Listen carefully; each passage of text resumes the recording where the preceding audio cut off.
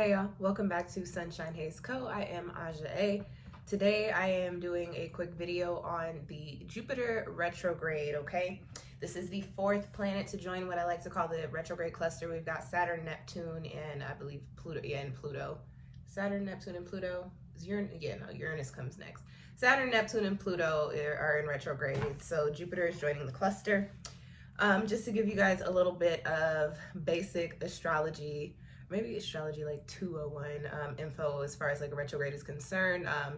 It is an optical illusion. It appears as if the planet's going backwards in the sky, but really what's happening is it is moving, stationing retrograde, and then moving back over points that it has already passed in the sky, and then stationing direct and moving back over those points. So you've got the pre-shadow, the retrograde, and the post-shadow of the retrograde, and that is what a retrograde actually is. Speaking to the energy, the way that I like to describe it is reflect and correct type of energy, taking the time to slow down, look over things, analyze things, and then make changes or corrections wherever they need to be made, okay? I can hear myself, and my allergies have been kicking my ass today, y'all. This whole side of my nostril is like not working, and I can hear the nasal tone in my voice. Ugh.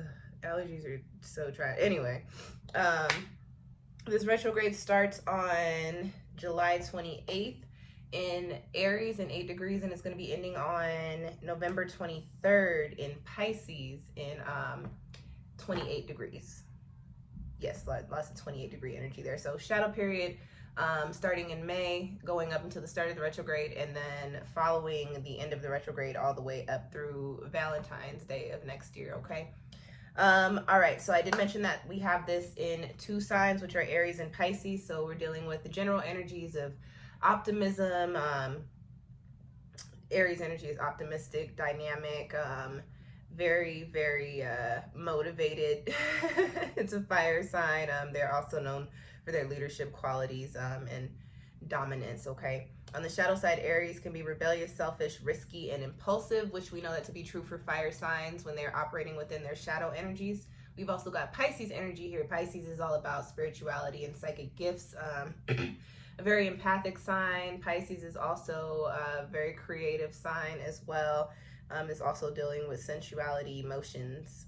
I think I said all the things. On the shadow side, Pisces can be scatterbrained, manipulative, indecisive, and also impressionable, okay? So those are the overall general energies mixing in with the energies of Jupiter, okay? Jupiter governs expansion and growth in our lives. It also is the planet associated with abundance. It's the planet associated with fortune, typically good fortune. We like to think of it as good fortune, right? Excuse me, sorry guys, and opportunities.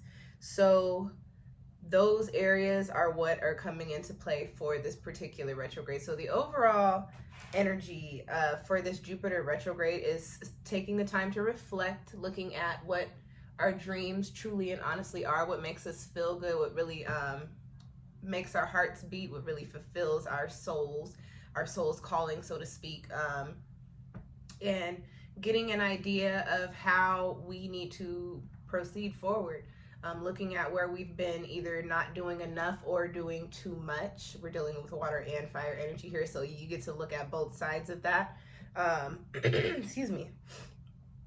Sorry, y'all, these allergies. And also, I have been recording videos all day for like the past couple days, so like all of these informational points are running together in my brain. I've also got a note here about creating and improving in our talents and our abilities, okay? I think it's important to note that even though this is a retrograde, and I know there's a negative connotation that comes with the word retrograde, however, we're dealing with Jupiter, which is a planet with a very positive energy. Jupiter is actually, like, when I do my astrology studies and stuff, it's like one of my favorite planets to work with and talk about and look at and observe and interpret. So the energy for Jupiter is positive, and especially because we're dealing with growth and expansion. Even though it is a retrograde, we're reflecting and correcting as far as those energies are concerned. Jupiter is also an outer planet, so it doesn't affect us as quickly or as tangibly as a personal planet like Mercury or Mars or Venus. So these effects we're not going to necessarily see right away from the work that we're doing in the present, but over the course of the retrograde period, you'll start to see them play out, and especially when Jupiter stations direct in the time after, okay? I want to speak a little bit to the aspects that will be happening with this retrograde. When this planet goes into retrograde, we've got 2 trines being made to Mercury and the Sun, and there's also a square being made to Venus. So the trine aspect is typically a positive one, and so with the Sun, this is a time of feeling generally positive. So over the course of the next 4 or 5 months, just feeling positive, feeling good about things, even when things are going a little crazy, still feeling optimistic about them and about the way that they could play out, okay? And this is also a time in which we'll start to gain a little bit more confidence, or a lot more confidence, and start to believe and have faith in ourselves as far as achieving the goals and doing the work and putting out the work that we want to put out, and doing the things that we want to do. Excuse me. And with this being the Sun, because the Sun is the planet associated with our persona, our public persona, there's also an energy here for us to tap into as far as that work that I was talking about, those things that we want to do, and putting efforts in there, doing the reflecting and correcting there, to where we end up seeing recognition or acknowledgement for these things further down the line. The trine to Mercury, Mercury governing communication and thought and perspective, and also relationships with other people, not necessarily romantic, but those are also included.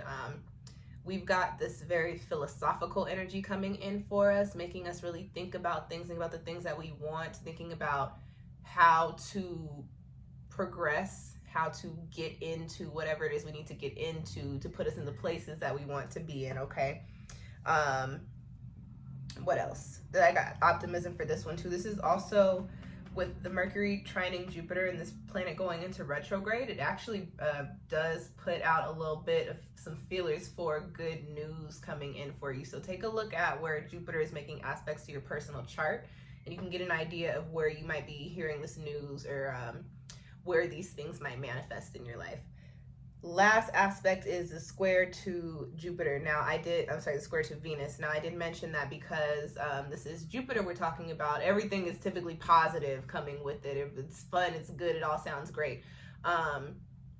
So even though we've got the square aspect, which is usually looked at as a bad or a negative or a turbulent energy, pairing it with Jupiter makes it a lot more positive than it typically is. So this is actually lending to a time of fun. So you've got feeling good and feeling fun, feeling free, all the things.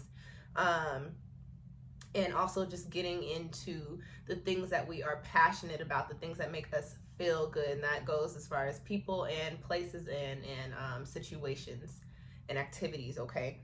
The only thing to be mindful of with this square, because we're talking about Jupiter and it is a square, and Venus, be mindful of indulgence and being lazy, overindulgence and being lazy. But those are really the only bad things that I could say about this retrograde, all right?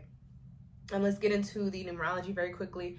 Starting on a 5-day in 5 degrees, no, just kidding. On a 5-day in 8 degrees, I'm thinking of another video. In 8 degrees of Pisces, ends on a 22-day, no, I'm tripping, I'm sorry.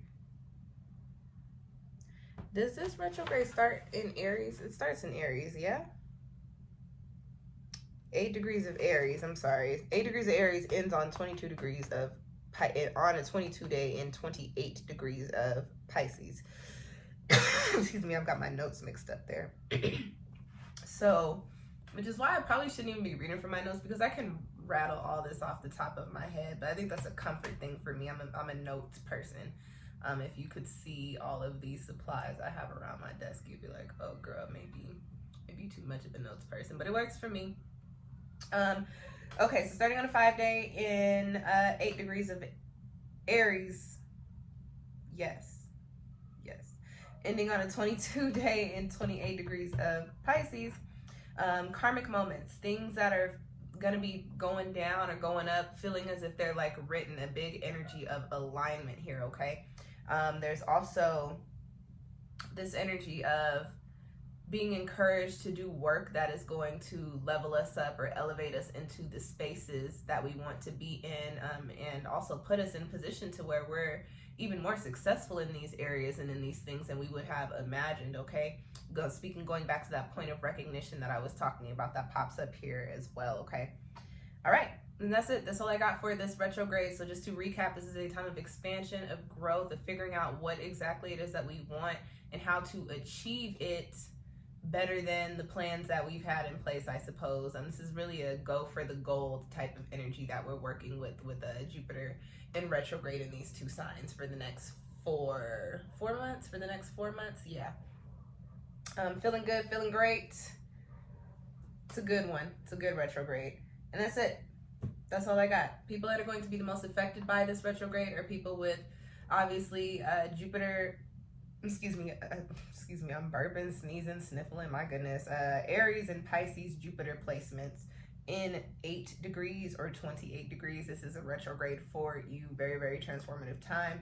If you got a lot of Pisces, Aries, water, fire, mutable or cardinal placements in your chart, you can also be expecting to feel the effects of this retrograde on a more personal level than, say, other people who don't necessarily have those placements in their charts, okay?